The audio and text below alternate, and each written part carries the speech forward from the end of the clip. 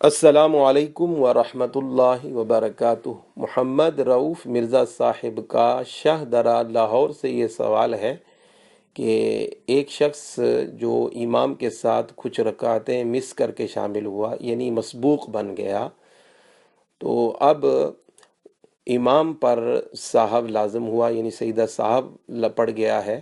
اب آخر میں جب امام سیدہ صاحب کے لیے ایک طرف سلام پھیرے گا تو یہ شخص جس کی کچھ رکعتیں ابھی رہتی ہیں، یہ سلام پھیر کے سیدہ صاحب کرے گا یا سلام پھیرے بغیر کرے گا؟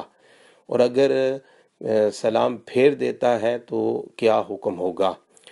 تو طریقہ کار یہ ہے کہ جب کسی شخص کی کچھ رکعتیں رہتی ہوں اور امام پر صاحب پڑ گیا ہے تو سیدہ صاحب امام کی صاحب کی وجہ سے مقتدی پر بھی لازم ہو گیا ہے۔ اب آخر میں جب امام سلام پھیرے گا ایک طرف سیدہ صاحب کے لیے تو یہ شخص جس کی کچھ رکعتیں رہتی ہیں یہ سلام نہیں پھیرے گا، یہ بغیر سلام پھیرے سیدہ صاحب ادا کرے گا۔ اور اگر اس نے سلام پھیر دیا تو اس کی پھر دو صورتیں ہیں کہ جان بوجھ کر سلام پھیرا یا بھول کر پھیرا۔ اور اگر اس نے سلام بھول کر پھیرا تھا تو پھر تو کوئی حرج نہیں، اس کی نماز میں کوئی فرق نہیں آئے گا۔ لیکن اگر اس نے جان بوجھ کر سلام پھیر دیا تو اب اس کی نماز ٹوٹ جائے گی، اس کو نماز دوبارہ پڑھنا پڑے گی۔